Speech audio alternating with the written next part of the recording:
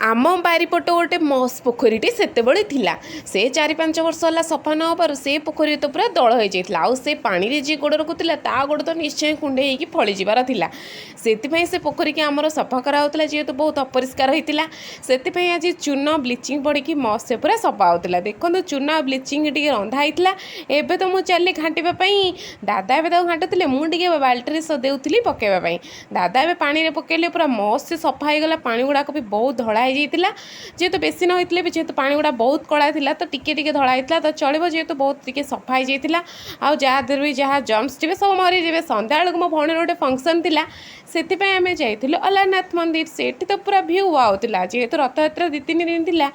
जगन्नाथ 13 दिन है अलारनाथ मंदिर आसते आज ही से फेरिकी चलीजे मंदिर को देखो यहाँ है आनंद बजार भ्यू तो पूरा मस्त था एवं आम बुलाबुली करके घर को आसलु रोचे नमस्कार जय जगन्नाथ।